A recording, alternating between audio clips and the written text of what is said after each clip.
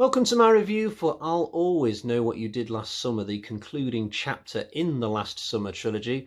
Now this is a bit of an odd one out in this series because it went straight to video and features a group of largely unknown actors, so I wasn't sure if I would enjoy it as much as the first two, and certainly reviews have not been kind to it over the years. It currently holds a 0% rating on Rotten Tomatoes, but I decided to give it a go ultimately for two reasons. Firstly, I like to be a completionist when it comes to my movie review series, if I can bear it.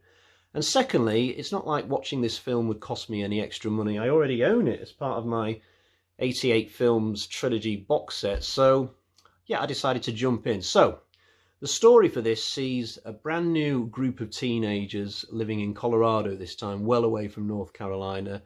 They're not far off graduating, but one night they play this prank at a fairground which goes horribly wrong and somebody dies, but they don't own up to the fact that they're responsible for this death, so they carry the guilt round with them, and a year later, to the day almost, they start to get terrorised and picked off one by one by a mysterious killer. But is it the Hookman, back from the previous two films, whether alive or dead, or is it somebody they know from their hometown? We will find out. Before then, though, let me just say that I quite enjoyed this film. It's certainly not a 0% film. It's just an average slasher, possibly a slightly better than average slasher.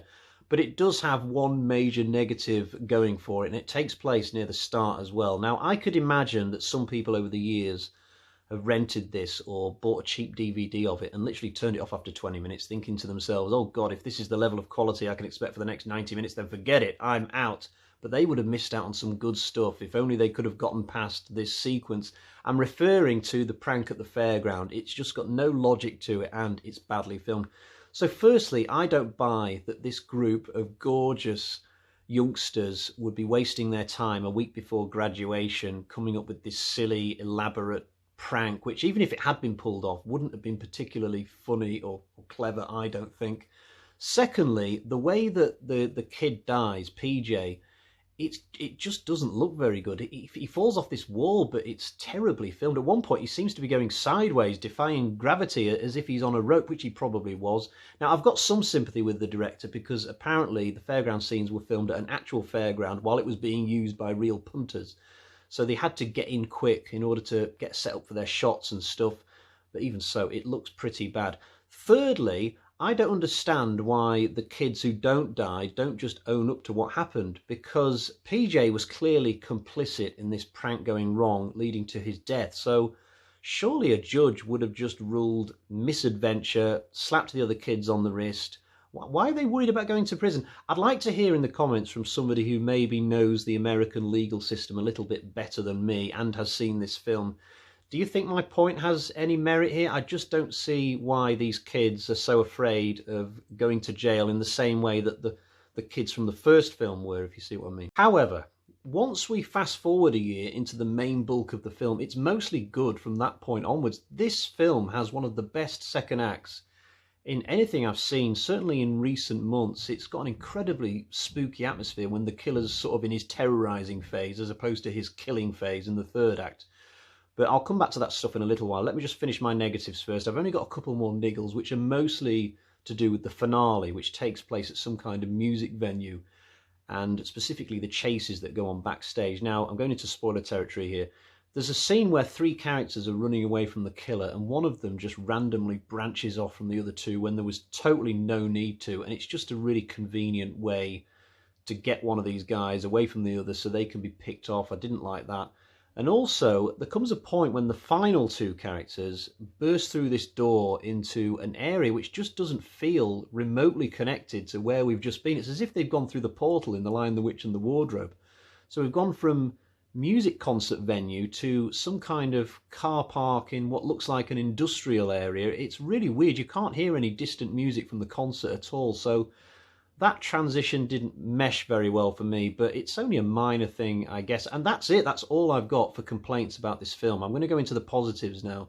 And ever since I saw this the other night, I've been looking forward to getting to the good parts in my review, because I think this film definitely deserves some love, and I'm ready to give it. I'm ready to love. I'm going to start with the characters because they are extremely likeable. Yes, they make some questionable decisions at times, but you know what? I liked them anyway. None of them were annoying. apart from maybe the first guy to die, but as soon as he goes out of the movie quite quick, it's not a problem. And there's some good performances here as well. It'd be easy to look at the cast lists from the first two films and compare to the cast list from this film and think to yourself, ooh, that's a bit of a downgrade. But honestly, there's no difference in the quality of the acting on show. You could put any of the 3 or 4 main leads here into that first film, which made a ton of money at the cinema, and it certainly wouldn't affect the quality of the movie. Brooke Nevin, who plays the final girl, Amber, she's absolutely terrific. Not only is she gorgeous, but she does such a good job of making her character likeable. It's not just enough to be a pretty princess. You've got to have a bit more to you than that. But this girl's got it. I'm surprised that I've not heard more from her in the intervening years, actually. She still acts. I've just never heard of the stuff that she does. Amber's best friend, Zoe, played by Torrey DeVito, she's sort of like a rock chick in a band. It's a really fun role, this. And we even get to see the band play at one point. They do some good music. Torrey DeVito is the only person coming into this film who I'd heard of, but I say that as somebody in 2020. I wouldn't have heard of her in 2006. She went on to have a very good TV career, though. She was in Pretty Little Liars. I watched that for a few years until I sort of lost interest. And recently she's been in a big hospital drama called Chicago Med. I think she's got one of the lead roles in that. I've always wanted to watch Chicago Med, but I just don't have the time to watch 20 episode a year TV shows like I used to. Now, the guys are just as good as the gals, especially the two main ones. The other guy who dies early, not so much, but certainly two of the guys in this are very, very good. They've got good stage presences. One of them, David Patkow, who plays Colby, I recognise him from Final Destination 2. He had a small part in that a few years before taking on this bigger role. He plays the sort of equivalent of the Ryan Philippe character from the first movie. He's sort of a mini antagonist. He gets on everybody's nerves at times, but I preferred Colby to whoever Ryan Philippe was playing. Also, the locations are absolutely terrific. Not everybody, when they're watching a horror film, cares about what's going on in the background or what the cinematography is like, but for me personally, these are things which can significantly boost my enjoyment of a movie, and I'll Always Know What You Did Last Summer scores heavily in these departments. There are so many gorgeous long shots in this film, the likes of which I've not seen since, well, of the films I've reviewed, I'd say Annabelle Creation and The Burning. This was shot in a town near Salt Lake City, near the Rockies, so not quite Colorado, but same neck of the woods.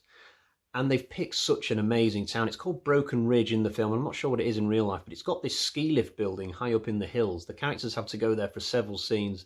And the beauty of this is that the story is set in the summer, so there's no punters using the ski lift building. It's the wrong season. There's one scene where Amber walks into the ski lift building and she's on her own. And this leads to, in my opinion, the best single shot of the whole franchise. So we see her walking towards the edge of the ski lift.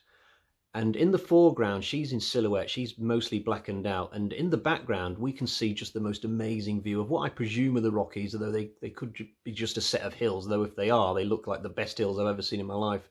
And while this is going on, the killer could pop out of the shadows at any moment. So it's scary as well as completely visually arresting. And shortly after this, Amber takes the ski lift down to the town, which leads to a really creepy scene where it starts to get dark and the rain's coming down, and she thinks she sees the fisherman in the other gondola, whatever you want to call it, going back up the other way. So it's just really, really good. There's another scene I like that looks great early on, where the characters are just meeting up again for the first time since the prank.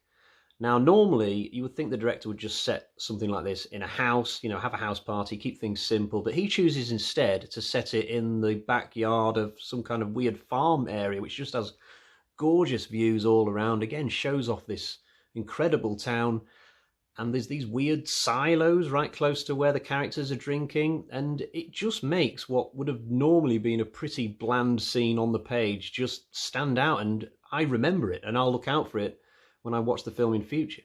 Now to address the killer, and I was pleasantly surprised with who it turned out to be. I'm not always an easy man to please when it comes to the reveal of a killer in a movie. I'm often more disappointed than I am pleased, but not this time around. I spent most of the film thinking that it would be a Roy from Friday Part 5 type deal, somebody from the local township just impersonating the fisherman.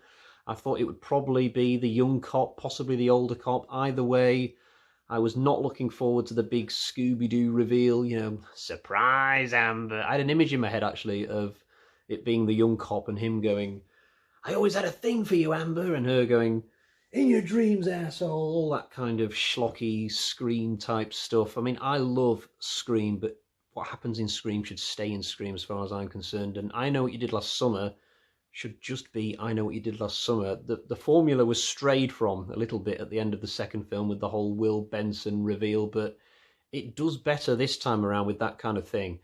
I don't mind the fisherman killer becoming supernatural. There was nowhere else for it to go after the second film because you could not bring him back from when he clearly dies at that graveyard. And millions of horror fans accept the fact that Jason becomes supernatural at a certain point, so why not the fisherman? I'm a little bit surprised that more people were not a bit more open-minded when it came to part 3 of this series, shall we say. And I guess that's a good way for me to segue into my final thoughts, actually. So, yeah, I really enjoyed this film far more than I thought. In fact, my expectations were so exceeded that I ended up watching both commentary tracks, not on the same night. That would have been ridiculous. But I think what brought it home to me, just how isolated I am in enjoying this film, is the fact that not even everybody doing the commentary tracks enjoyed the movie. One of the tracks was done by a journalist and his mate, and he says to him at the start of the film, "Now, you didn't really enjoy this one, did you?" And his mate says, "Well, I could see what they were going for." You know, he was trying to sort of tread around the subject, but you could tell he doesn't like it. I mean, normally, in every commentary track you listen to it, they always wax lyrical about the film that they're commentating on. Not this time. Right, let's get to the bag of terror and find out what sort of score we've got. We've got 1, 2, 3 bloody axes for I'll Always Know What You Did Last Summer. That does make it the weakest film of the trilogy for me. I think I gave the first film 4.5, a superb score, and the second film 3.5, but that's not a huge drop-off. Now that concludes my review series for this. I will put all 3 of my last summer reviews into its own little playlist for easy access, and other than that, I guess I will see you next time. I do have a pin for the horror locations map. We'll add a pin for Colorado. Cheerio for now. That's a decent feather in my cap, actually. Not an easy place to tick off Colorado.